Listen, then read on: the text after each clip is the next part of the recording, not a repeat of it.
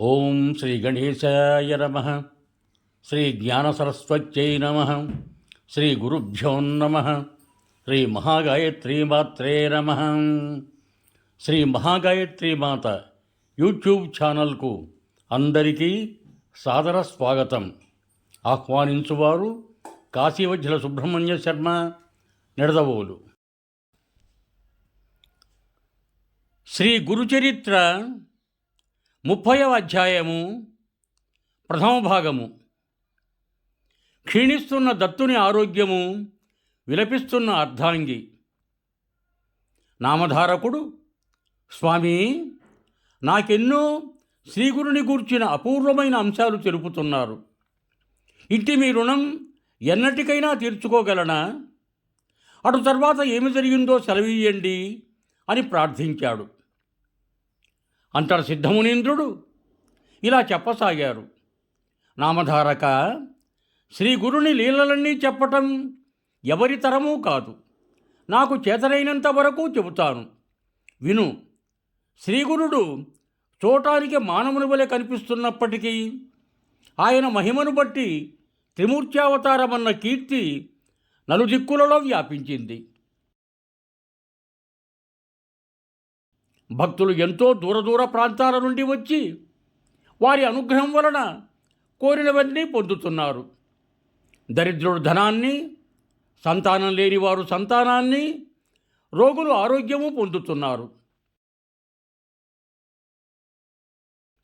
అలాంటి వారిలో ఒకరి వృత్తాంతం చెబుతాను, విను. మాహురపురంలో గోడేనాథుడు ఉరఫ్ గోపీనాథుడు అనే సద్బ్రాహ్మణుడు ఉండేవాడు. అతనికి ఎందరో పిల్లలు పుట్టి చనిపోయారు. ఆ దుఃఖం భరించలేక ఆ దంపతులు శ్రీ దత్తాత్రేయ స్వామిని నిష్ఠగా పూజించారు. ఆ స్వామి అనుగ్రహం వలన కొంతకాలానికి వారికి ఒక చక్కని మగబిడ్డ కలిగాడు.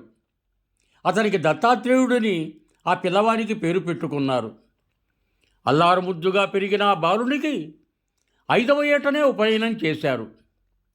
12వ సంవత్సరంలో రూపవతి, సుగుణాల రాశి అయిన సావిత్రి ఉరఫ్ సుందరి అనే కన్యతో వివాహం చేశారు.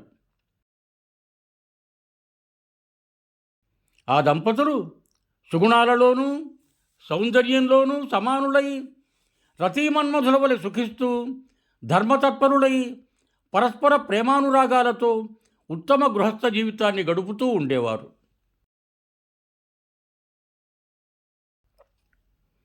ఇలా ఉండగా విధివశాత్తు దత్తునికి 16వ సంవత్సరంలోనే తీవ్రంగా జబ్బు చేసి ఎన్ని చికిత్సలు చేయించినా తగ్గలేదు.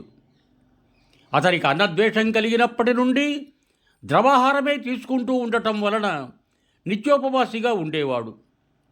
ఇలా 3 సంవత్సరములు గడిచేసరికి అది క్షయవ్యాధిగా పరిణమించింది.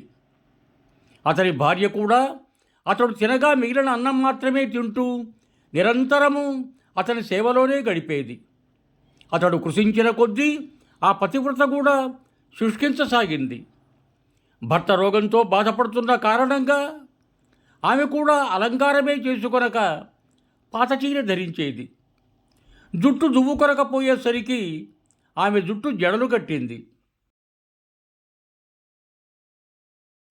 చిక్కి శల్యమైన ఆమెను అత్తమామలు ఎంత వారించినా వినకుండా భర్తయే ప్రత్యక్ష దైవమని నమ్మి సేవిస్తూ ఉండేది. తనకు గల సిరి సంపదలు వెచ్చించి ఆమె దైవిజ్ఞులు చెప్పిన వ్రతాలు, శాంతులు ఎన్నెన్నో చేయించింది. ఎందరెందరో వైద్యులిచ్చిన మందులెన్నో వాడింది. ఇలా 3 సంవత్సరాలు గడిచాయి. కానీ దత్తుని పరిస్థితి కించిత్తైనా మెరుగవకపోయేసరికి అందరూ ఆశలు వదులుకున్నారు. అతని తల్లిదండ్రులు ఎంతో దుఃఖించి దత్తాత్రేయ స్వామిని తలచి ఇలా మొరబెట్టుకునేవారు: స్వామి దత్తాత్రేయ, నిన్ను సేవించి ఈ కొడుకును పొందాక మేము వెనుకటి దుఃఖమంతా మరిచాము. ఇప్పుడు ఇతనిని కూడా నీవు మాకు దక్కించకుంటే మేము ఏమి చూసుకొని బతకాలి అంటూ మూగగా రోధిస్తూ ఉండేవారు. వారలా దుఃఖిస్తుంటే దత్తుడు వారిని ఊరడిస్తూ, మనకు రుణానుబంధం ఎంత ఉంటుందో అంతవరకే ప్రాప్తం ఉంటుంది.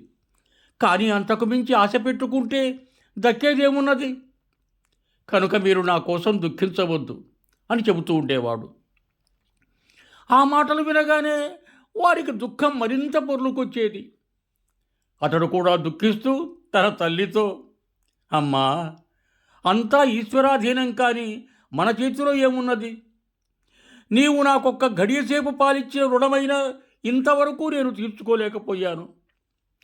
నేను నీకు కష్టాలే తెచ్చిపెట్టాను, మిమ్మల్ని కొంచెమైనా నేను సుఖపెట్టలేకపోయాను అంటూ ఉండేవాడు.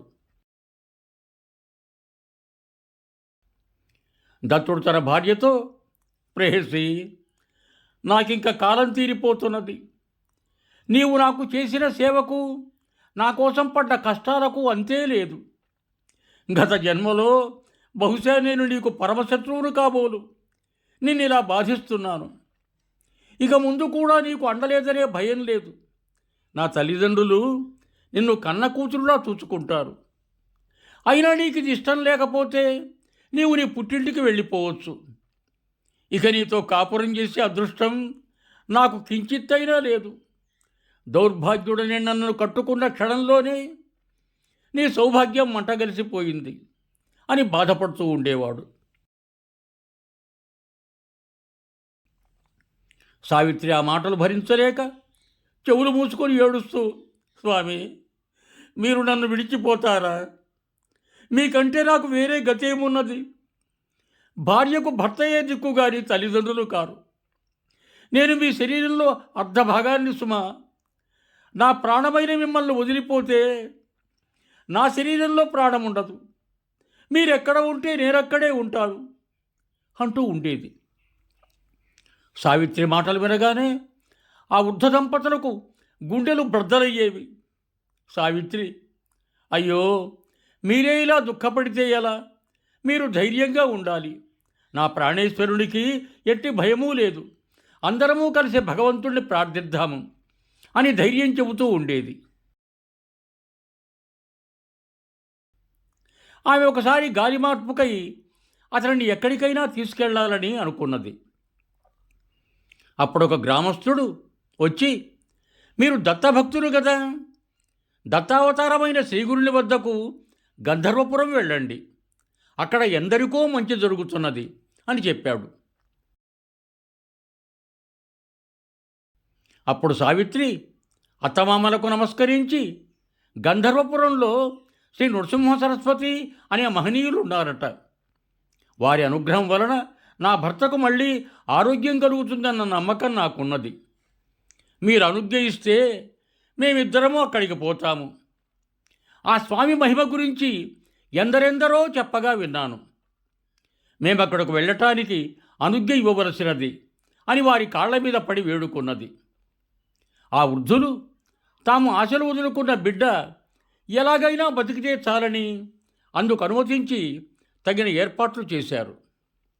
ఆమె తన అత్తమామలతో, మీరు ధైర్యంగా ఉండండి, ఆ గురుదేవుడే నా భర్తను రక్షించగలడు అని చెప్పి వారికి నమస్కరించి సెలవు తీసుకొని బయలుదేరింది.